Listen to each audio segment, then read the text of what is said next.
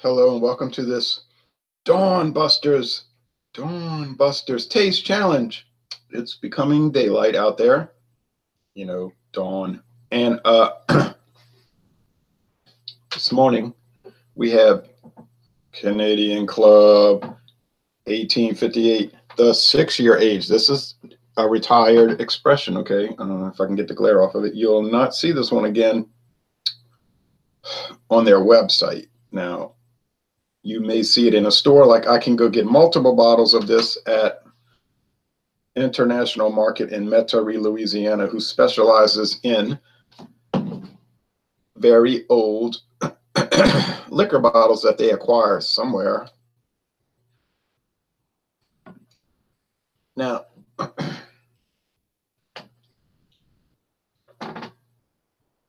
Canadian Club whiskey, aged 6 years, blended Canadian whiskey. And there's a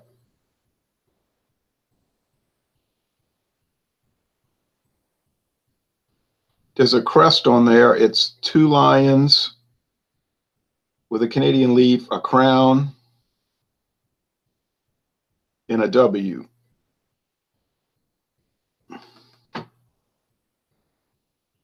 I guess that's the House of Windsor or Windsor, Canada. Makes sense.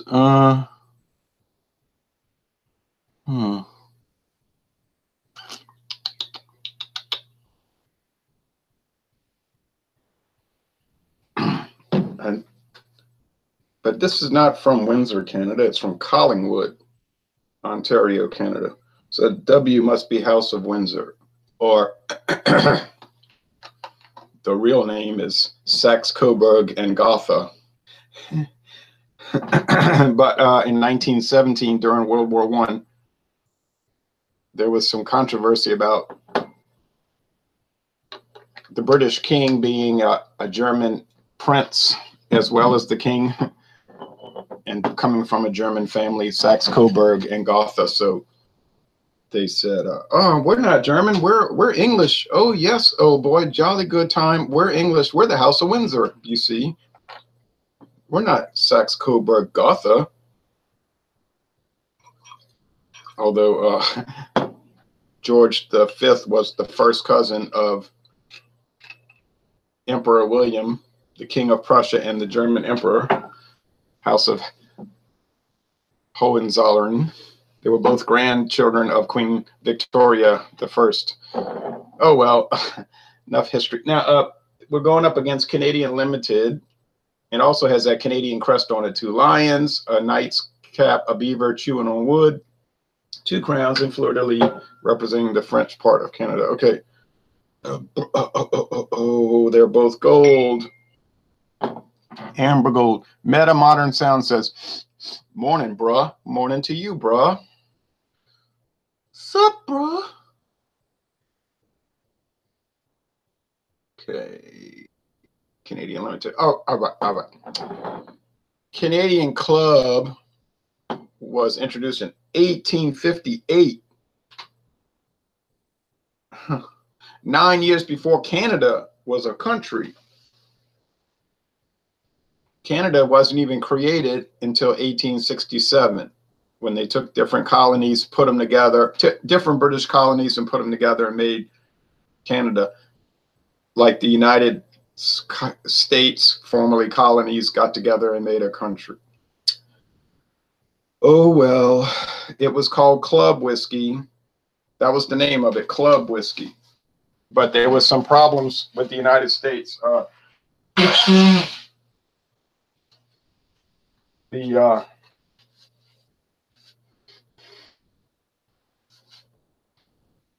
Club whiskey was becoming so popular that American whiskey producers were complaining that it was taking business from them, and they wanted people to clearly know it was Canadian. So the U.S. government, you remember back in the early 1900s, like around 1910 or whatever, President Trump said, we're going to crack down on this Canadian whiskey that's taking away American whiskey sales. We're going to make American whiskey great again. So the prime minister, so the company in Canada I think it was Hiram Walker that made Canadian Club. I can't remember, but they made Club whiskey. So they changed the name to Canadian Club whiskey to designate the Canadian, and then the U.S. kind of took the pressure off, so it still remained popular. Today there's a 5-year age. That's the standard. They dropped it from 6 to 5. Did it make a big difference? Well, I didn't notice it tasted too much different, but it is aged 5 years and used Jack Daniel's barrels. It has been owned by Brown-Forman, the Jack Daniel's company, for many years. Let's see. Canadian Limited. So this is 1858. Older than the country it comes from, older than Canada. Bottled in the United States, though, by the way. Okay, so it's distilled in Canada, Collinwood, and then they bring it across the border, and they bottle it in Deerfield, Illinois. Canadian Limited is also distilled in Canada, but it's bottled in Kentucky, Louisville. Isn't that Louisville, Kentucky? I think. Oh no, Owensboro. Sorry, I forgot. Fleischmann's Distilling, Owensboro, Kentucky. I think the old Glenmore distillery. Okay. Canadian whiskey with natural flavors. From 1972, introduced 1972. Okay, furthermore. No. What else can we say? I did some research. I finally found the links to Canadian website, government, for Canadian whiskey. Not just somebody telling me stuff, you know, because people will say, and they mean well, and I'll say that too sometimes, but I'll qualify it like I've heard this, but I don't know for sure. Like sometimes people will tell me, why didn't you put the IBUs on the video? It clearly said it was 43 IBUs on Untapped. I said, well, Untapped is not an official source. Somebody could have just put that there. If it's not coming from the company, I don't put it. I know these are 80 proof. It says on the bottle. I know where they're from. It says, okay, I don't like to, and the same thing with Canadian whiskey. Somebody told me they use plum wine to flavor it. I said, that sounds plausible, but I didn't know that. All I see, flavorings. I started reading on the Canadian government website. The rules for Canadian whiskey are very loose. They're not strict. They're stricter for export, not as strict at all for home consumption, okay? Not strict, very strict at all. Okay, they have to be made from grain. It has to be aged 3 years. So the minimum is 3 years. In the United States, you know, it can be less. Like the Beam's 8-star is only aged 2 years, but the standard is 3. We know most American whiskeys age 3 years. But look at Redemption High Rye Bourbon. High Rye Bourbon, over $20 a bottle, and it's aged 1 year. Oh, that would never be allowed in Canada. 1 year age whiskey? I don't think so. All right, what else do we know from reading the Government of Canada website? They said, well, they can have rye added. They can have barley, corn. It really has there's no percentage requirement. It could be 60% rye, it could be 1% rye or 0% rye. So that's not really anything. And they're talking about how it has to be at least 80 proof. I mean, that's the minimum. If it goes under 80 proof, it's not whiskey. And then they say, just like the United States Tax and Trade Bureau website, Canadian whiskey must have the flavor and aroma generally associated with Canadian whiskey. You say, well, what does that mean? You know, hey, how could that be determined in a courtroom? I don't know. Same thing with United States whiskey. It has to have the aroma and flavor generally associated with whiskey. Oh, and as far as the spelling, you know, the EY or the Y without the E. Canadian whiskey is never spelled with an E, S-K-Y. In America, in the United States, it's optional, you see. The United States government spells whiskey W-H-I-S-K-Y, no E, just like in Canada, no E. If you ever notice early times, You know, early times, same people that make Jack Daniels, Brown-Forman, early times is spelled with SKY, no E. So if anybody ever comes down on you and saying, it's not that, it's that, you can win some money behind that. But you got to keep it straight. You know, if it's Canadian, it can't have the E. But if it's the United States, it can have E or no E. So think about that. You can win some money. All right. The Life of Brian Mujati says, keep up the good work, man. Cheers. Well, cheers back to you. I really appreciate you watching. Okay. So now the flavorings. I was reading on the Canadian government website about the flavorings. For export, import, it doesn't matter. I mean, import, home consumption, there's no percentage limit. But for the export Canadian whiskey, it cannot be above, I think it's 9.09%. 9.09%. Could be a little different than that, but it's somewhere around that. No more than that, I believe, can be flavorings. But what are the flavorings? They're very clear about that. It has to be distilled liquor, also at 80%. Aside from what that has to be aged at least 2 years, unless it's wine. Well, you know, wine is not that strong. So they're saying, you know, aside from wine. So that's telling you they use wine. But aside from wine, it has to be a distilled spirit that's aged at least 2 years and is 80 proof. And they talked about rum. You could use rum. You can use brandy, etc. So where do these strange flavors come from in Canadian whiskey? Well, using the process of elimination in your brain, you would figure out that it's wine, probably like the guy told me, plum wine. Or it could be sherry. You know, in the United States, you can have up to 2% blending sherry. I don't know what blending sherry tastes like. Maybe they could be brandy or rum to give it that sugary taste. So, and they can have, and they also said they can use caramel coloring to make it look darker.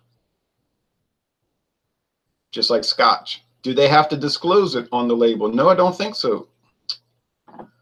Another thing they talked about is that the people that are buying the Canadian whiskey as an import can ask the Canadian government to write up, it's kind of like a permission slip, like a document. They can write a statement. It's an official certificate saying this Canadian whiskey complies with the percentage guidelines. But they don't have to ask for the certificate.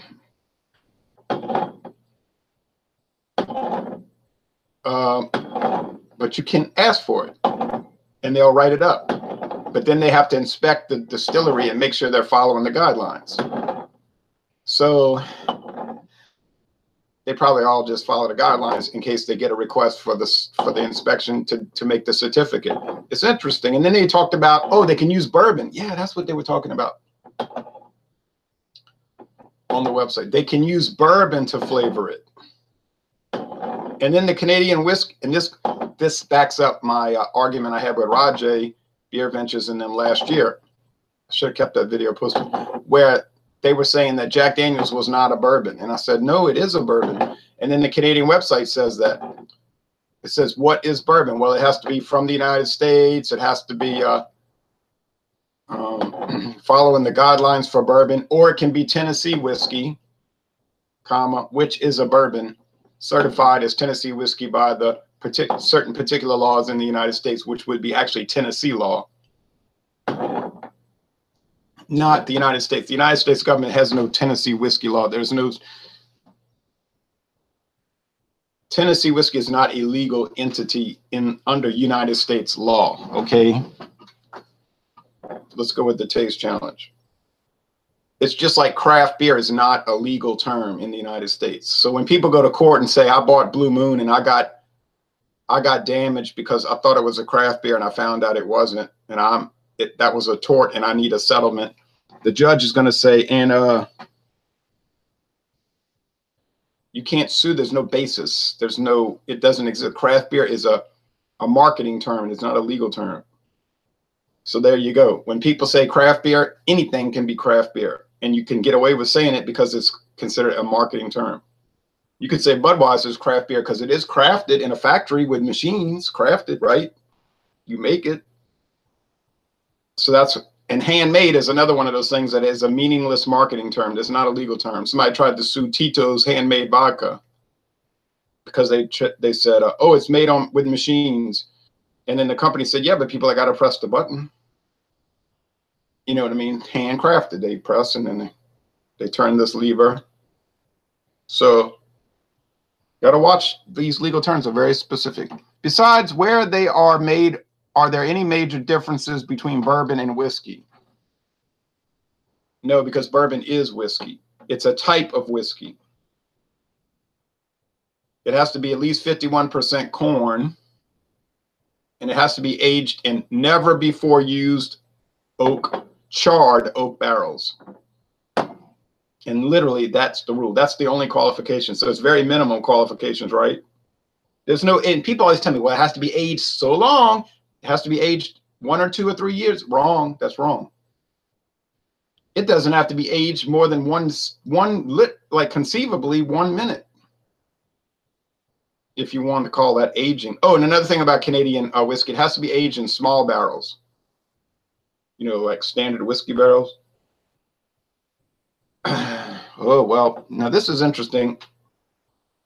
Fruity aroma, candy. You see these Canadian whiskeys have like a candy sugar aroma. Yeah, yeah. So much different than bourbon. And I didn't say better. I didn't say worse. I just say different. When I go work at bingo, some of the guys love drinking bourbon. And other ones love drinking Canadian blended. They're not enemies. They don't hate each other. They don't put each other down. They don't talk about each other behind their back. I mean, they do that, but it's not over whiskey choices. They just have different preferences in their drinks. You know, no big deal. Now, this one's a little more pungent, you see. A little more like bread, grain. It's got a fluffy smell. Now, it doesn't make sense, but it's fluffy in the nose. You know what I mean. And this one is thinner in the nose and more sugary. More even beeswax. Didn't I say that about Canadian Club in the past, that it had a honeycomb or beeswax aroma? You smelled honeycomb cereal. You smelled actual natural clover honey. Think about that. Can't use honey because it's not a distilled spirit, aged at least 2 years. Okay, which is which? I think this is probably the Canadian Club just by virtue of that honeycomb. Can't say which one's better because I liked them both to start with, so that would be no qualification. Oh, one more thing. I know I got to hurry. International Market is where I bought the Canadian Club. I bought the limited at Walmart. Yes, Walmart's here sell liquor. Just like cereal, you can pull them right off the shelf. You don't have to ask a clerk to get it for you. International Market has the 1,750 milliliter jug bottles of Canadian Limited for $10.99. That's the cheapest liquor price you'll ever find. And it's the old label, not this black letter label. I don't know where International Market gets their stuff. Let's go with the taste.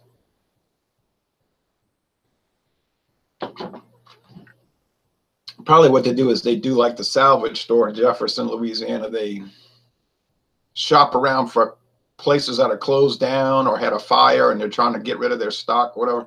And they just buy up tons of stuff, you know. Yeah, this has that honeycomb taste, that odd, like beeswax or chewing wax. It's really strange, and you can't pin it down. And it does have brandy characteristics. It does have plum wine characteristics. It does have all of those things. This one.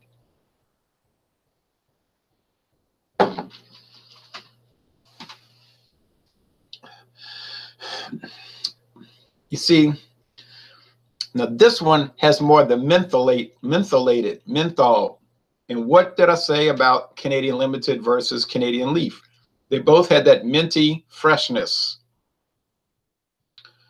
You say like mouthwash, I can wash my mouth out with Canadian Limited and go to work. I wouldn't recommend doing that. But it does have that kind of thing. And I don't know if you've ever tried Dr. Tishner's mouthwash, but it has some similarities of Dr. Tishner's. I knew a barber that would drink the stuff while he was cutting hair. He'd switch his mouth out and drink it because it's about 80 proof. I said, oh, no wonder his face is all puffy and red. If you're drinking Dr. Tishner's all day, don't think that's a good idea. But couldn't tell him anything. Now,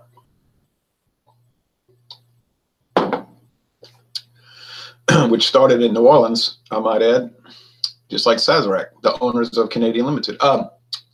Headquarters in Metairie, Louisiana, about 2 miles from New Orleans. And their warehouse is less than a mile from New Orleans. Huge warehouse. I'd love to go look around there.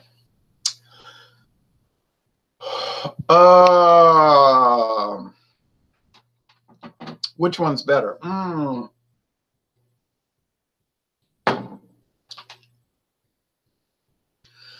I think the Canadian Club does have a depth of flavor, which I think is probably because of the 6-year age, and the Limited is probably only aged 3 years. There's no age statement. I don't think they got to put that because it's all minimum of 3. That's the law. So it's, it's at least 3 years. It would be no less than 36 months, which is, like I said, typically the USA standard, although there's not a law in the US. It's a requirement that like that, but that's just the typical. You get most of these blended whiskeys in America is going to say 3 years, 36 months. But some are 4, but anyway.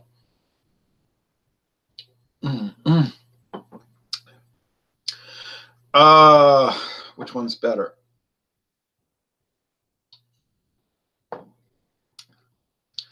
I guess this one has a little more alcohol burn. It kind of has that Sazerac house style too, which is kind of odd and hard to pin down, but it's like a little higher rye content.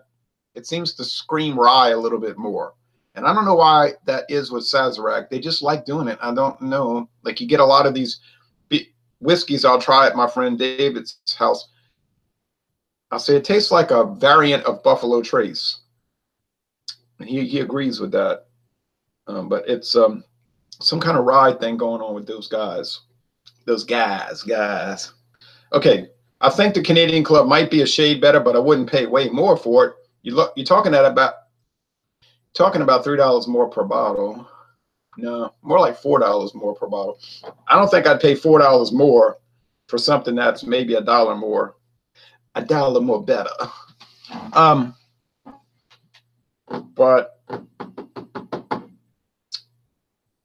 I can see why both of these are in the top 10 best-selling Canadian whiskey imports in the United States because they are both a jewel to drink.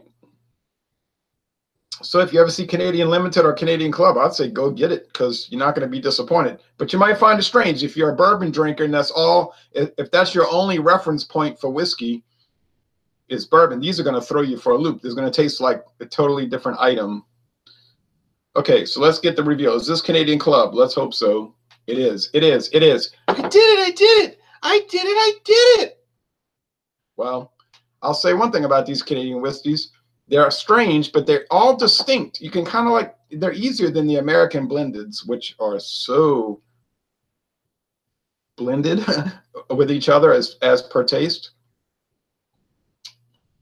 Well, tomorrow I'm going to have an even more exciting challenge, I think, and not as tough because I don't think the VO has a whole lot of flavor, and I think the Canadian VO, the Seagram's VO has more of a American blended whiskey taste. Thank you for watching this video production. I got it right. Thank you very much. I got it right.